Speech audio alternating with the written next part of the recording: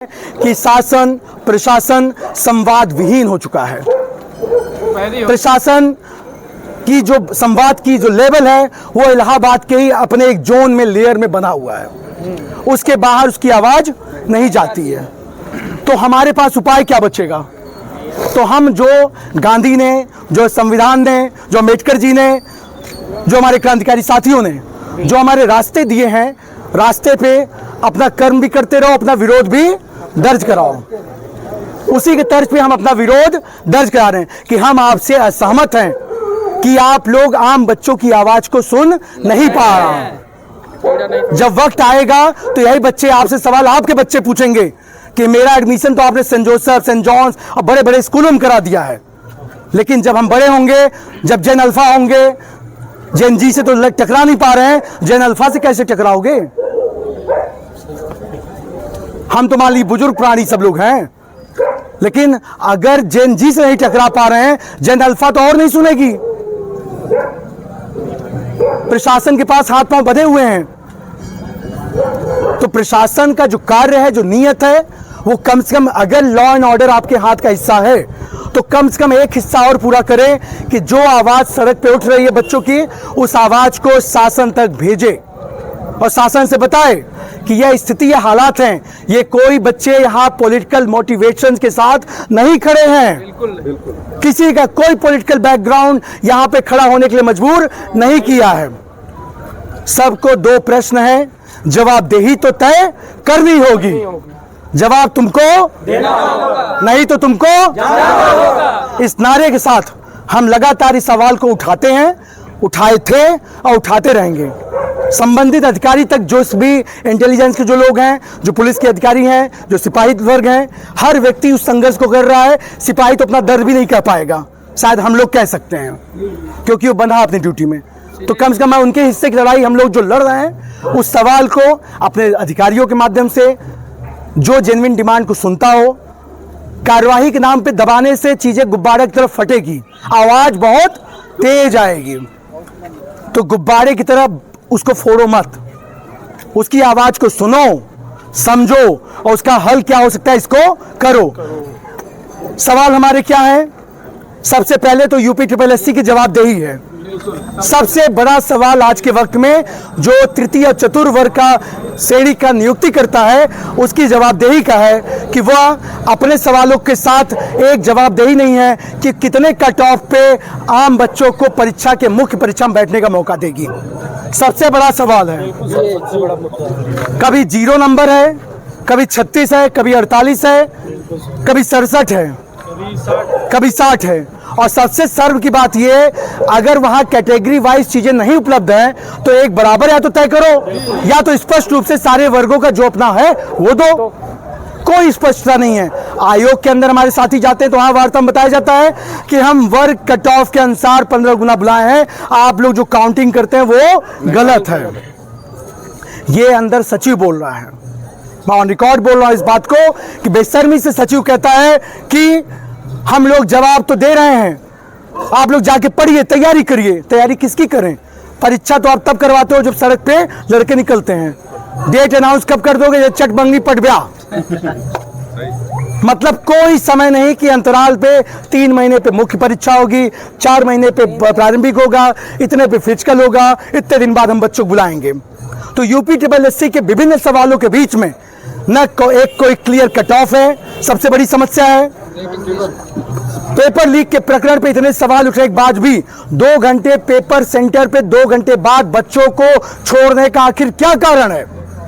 इसको आयोग क्यों नहीं स्पष्ट करता है? CCTV फुटेज को लेकर 25 मई को हमने ज्ञापन के माध्यम से उनको दिया है कि वो स्पष्ट करें कि CCTV फुटेज जो अंदर की कमरे की है उसको जारी कर दें, सबको पता हो जाएगा। अगर CCTV फुटेज जारी कर दें तो आम बच्चों को मालूम हो जाएगा कि समस्या क्या है अंदर। कभी कोई बताता है विकलांग बच्चे थे, कभी बताता है कि वो बच्चे वो देरी से आए। अरे 2 घंटे देरी से आएंगे। और मुझे सुनने में तो ये भी आया है कि OMR सीट खाली छोड़ के आते हैं। अब ये OMR सीट जो छोड़ी जाती है, इसका इतिहास गवाह कौन चेक करेगा? उसको नहीं आता तो गलत सही करेगा। तो इन सारे मामलों की जांच कौन कराएगा? तो यूपी SSC का जो सबसे बड़ा सवाल है, कट ऑफ का कोई नियम नहीं, कोई नियत टाइम नहीं, पेपर कब कराएंगे कोई टाइम टेबल नहीं। जब आंदोलन कोई होता है तो उसके बाद एक सरसरा करके एक वो दे देते हैं कैलेंडर कि 6 महीने का ये परीक्षा है। 13 साल 11 साल के बाद मुझे जहां तक पता है अभी जाकर के नोटिफाई हुआ है। 11 साल से सो रहे थे यूपी SSC में लोग, कुछ नहीं फंसा तो प्रारंभिक दो, मुख्य दो, इंटरव्यू दो, फिर कोर्ट में चलो, कोर्ट में फिर हाई कोर्ट लड़ो, फिर सुप्रीम कोर्ट चलो, सुप्रीम कोर्ट चलो तो तारीख पे तारीख, फिर रिजर्व हो जाएगा फैसला। रिजर्व कब आएगा? जब सड़क पर उतरोगे तब आएगा। ऐसी तमाम समस्याएं हैं। तो लेखपाल पेपर लीक प्रकरण की स्पष्ट जांच होनी चाहिए। और आज भी हम डिमांड के साथ कह रहे हैं, जो भी प्रशासन के माध्यम से, जिला प्रशासन के माध्यम से शासन स्तर तक दिया गया, उसकी जांच होनी चाहिए। वो गलत सही जो है वो स्पष्ट करें। अगर गलत है तो री एग्जाम कराएं, अगर सही है तो उसको रिजल्ट जारी करें, बच्चों को कोई तकलीफ नहीं। लेकिन CCTV फुटेज तो जारी करनी होगी। लोअर की परीक्षा कई साल के बाद हो रही है। बड़ी मुश्किल से कोई बच्चा ये सोच रहा मैं ये अधिकारी बन जाऊंगा, शायद बन जाऊं। पता चला कि उनको बुलाने का जो कट ऑफ है वो इतना हाई रख दिया हो कि मुख्य परीक्षा, वो नौकरी नहीं मांग रहा है, वो केवल चाह रहा है पेपर दे दे और पेपर देके वो अपनी योग्यता तय कराएगा। पता चल रहा है कि उसकी कोई बात ही नहीं करेगा। 6 महीने पहले से मैं उनको minimum cut off, maximum opportunity के सिद्धांत के अंतर्गत उनको प्रश्न दिया हूं, लेकिन नहीं बोल रहा है, नहीं सुन रहा है। भाई क्या करें हम? कहाँ जाए, किससे कहें? लखनऊ जाना चाहते हैं बात करने, तो लखनऊ जाने पर आप घर पे प्रशासन लगा देते हो कि आपको निकलने नहीं दिया जाएगा। ज्यादा सवाल उठाओगे तो बिना बताए जेल भेज दिया जाएगा। और जेल ही नहीं भेजते, जेल भेजने के बाद अपराधी बना देते हैं और कागज पे लिख के देते हैं कि लोग पेशेवर अपराधी हैं। बेशर्मी से फर्जी FIR लिखते हैं। मैं उन अधिकारियों को कह देना चाहता हूं, जवाब तो कोर्ट में देना पड़ेगा, लिखित रूप में क्यों फंसना चाहते हो? अरे कम से कम वो क्रांतिकारी बनो जो अपनी नौकरी छोड़ करके कह दिए कि एक IPS ने भी कह दिया कि हम ये गलत कलम नहीं चलाएंगे। आम लोगों को के लिए तालियां बजाइए सब लोग। बहुत ऐसे सिपाही, दरोगा, होमगार्ड, पुलिसकर्मी, ऐसे तमाम अधिकारियों के लिए हम लोग अपने तरफ से धन्यवाद देते हैं कि उन्होंने इस अन्याय की दुनिया में उन्होंने अन्याय के खिलाफ खड़े होकर के अपना नौकरी को त्याग किया, लेकिन उन्होंने उस कारण में नहीं गए। तो उनको धन्यवाद है। आशा करूंगा कि आप लोग भी आगे से इस बात को ध्यान में रखेंगे कि अन्याय के खिलाफ चल करके किसी आम बच्चे को, किसी आम छात्र के खिलाफ कलम अपनी नहीं फंसाएंगे। साथ में लोअर के जो परीक्षा है, जिसका 23 अगस्त परीक्षा डेट दे दी हो जल्दबाजी में, जो कि मुझे सुनने में आ रहा था वो अक्टूबर नवंबर तक जाती, जल्दबाजी में परीक्षा हो रही है। फिर आप सबके माध्यम से, आपके चैनल के माध्यम से, आप लोग की सूचना के माध्यम से मैं बता देना चाहूंगा, अभी भी वक्त है, उसका पुनर्कट ऑफ जारी की जाए और 4 से 5 लाख बच्चों को पुनः परीक्षा में बैठने का मौका दिया जाए। हमें कोई शौक नहीं, हम ये थोड़ी कह रहे हैं हमें नौकरी दिए, केवल आम बच्चों को बैठने मौका दिया जाए। तीसरी बड़ी मांग है, एक छात्र 5 जगह सिलेक्शन ले लिया, 7 जगह गलती से ले, पता चलता है 5 लिया तो 4 सीट छोड़ेगा, 4 सीट छोड़ेगा, 4 सीट छोड़ेगा। उस 4 सीट को छोड़ने पे 4 छात्र जो सिलेक्शन ले सकते थे उनकी जगह क्यों बेकार करते हो?